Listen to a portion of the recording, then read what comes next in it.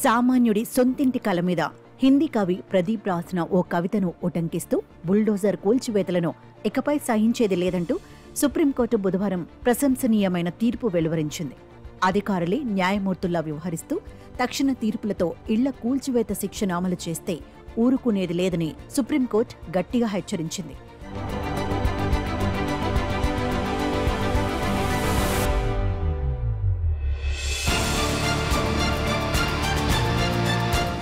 ఏదో ఒక నేరంలో నిందితుడో దోషో అయినంత మాత్రాన నోటీసులు ఇవ్వకుండా, నిబంధనలు పాటించకుండా నేరుగా బుల్డోజర్లతో పోయి వారి నివాసాలను నేలమట్టం చేయడం అన్యాయం, అంతకు మించి రాజ్యాంగ విరుద్ధం అని సుప్రీంకోర్టు స్పష్టం చేసింది. ఆస్తుల కూల్చివేతకు సంబంధించి దేశవ్యాప్తంగా అమలయ్యే మార్గదర్శకాలను కూడా విడుదల చేసి వాటిని అతిక్రమించిన, గీత దాటి దూకుడిగా వ్యవహరించిన సదరు అధికారులను వదిలిపెట్టేది లేదని ధిక్కరణ చర్యలు తీసుకుంటామని కోర్టు స్పష్టం చేసింది. కూల్చివేతల్లో నిబంధనల ఉల్లంఘన జరిగినట్టు తేలితే బాధితులకు ఇవ్వాల్సిన నష్టపరిహారాన్ని అధికారుల నుంచి ముక్కుపిండి వసూలు చేస్తానన్న హెచ్చరిక అత్యంత ప్రభావవంతంగా ఉంది.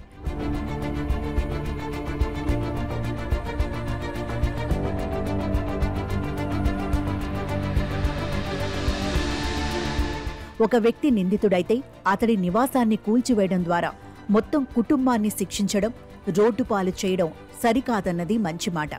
95 పేజీల తీర్పులో న్యాయమూర్తులు పలుచోట్ల బాధ, ఆగ్రహం వ్యక్తం చేస్తూ నిర్దిష్టమైన మార్గదర్శకాలతో భవిష్యత్తులో బుల్డోజర్ జస్టిస్ను నిలువరించేందుకు యథాశక్తి ప్రయత్నం చేశారు. ఈ తీర్పుతో సర్వోన్నత న్యాయస్థానం బుల్డోజర్ను గ్యారేజీలోకి నెట్టివేసిందని అఖిలేష్ యాదవ్ వ్యాఖ్యానించారు.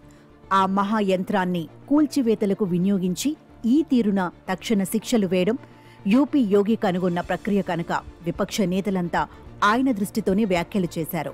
బుల్డోజర్ బాబాగా ప్రసిద్ధి చెందిన యోగి చేతికి ఏకంగా సంకెళ్లు పడినంతగా సంతోషించారు. యూపీ ప్రభుత్వానికి ఈ తీర్పు ఎలా అర్థమైందో తెలియదు కానీ దానిని చక్కగా స్వాగతిస్తూ తనకు అనుకూలంగా భాష్యం చెప్పుకుంది. షోకాజ్ నోటీసులు, అప్పీళ్లు, గడువులు, బాధితుల వాదనలు వినడం, మినిట్స్ రికార్డ్ చేయడం, యజమానికి అక్రమ కట్టడాన్ని కూల్చివేసే అవకాశం ఇవ్వడం, పలు రకాల మార్గదర్శకాలతో అధికారుల ముందరి కాళ్లకు సర్వోన్నత న్యాయస్థానం బలమైన బంధనాలు వేసింది.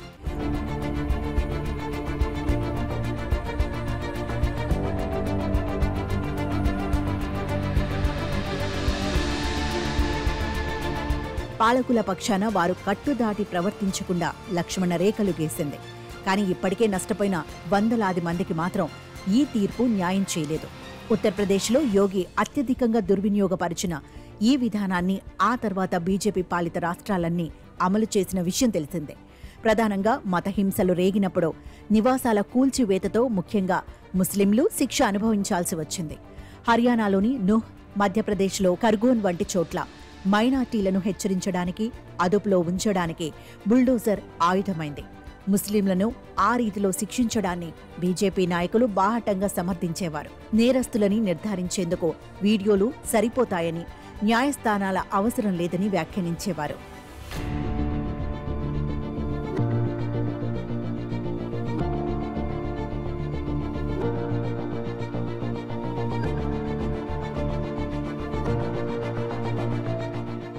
నిందితులను గుర్తించటం నుంచి నేరం రుజువు చేయటం వరకు ఉన్న సుదీర్ఘ ప్రక్రియలన్నీ పక్కకు నెట్టివేసి ఇలా కొంపలు కూల్చటం ద్వారా తక్షణ శిక్షలు వేయడాన్ని ప్రజలు కూడా మెచ్చటం, బుల్డోజర్లను బ్యాండ్ బాజాతో ఘనంగా స్వాగతించటం చూశాం.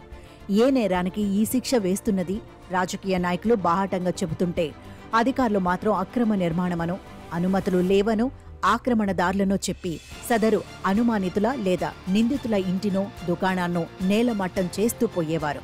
ఆ నేరానికి ఈ శిక్షకు సంబంధం లేదని న్యాయస్థానాల్లోనూ వాదనలు సాగేవి. కానీ అసలు నిజం అందరికీ తెలిసిందే. ఈ నేపథ్యంలో ఇప్పుడు వెలువడిన తీర్పు పాలకుల, అధికారుల దూకుడును బాగా నియంత్రిస్తుందని ఆశించాలి. ఒక వర్గాన్ని నియంత్రించేందుకు కూల్చివేతలను ఆయుధంగా వాడే విషయంలో పాలకుల ఆదేశాలను అధికారులు గుడ్డిగా అమలు చేయకపోవచ్చు.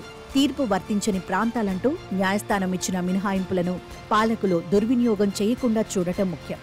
మార్గదర్శకాలు 100% అమలయ్యేట్టుగా జిల్లా కోర్టు నుంచి హైకోర్టు వరకు శ్రద్ధ పెట్టాలి.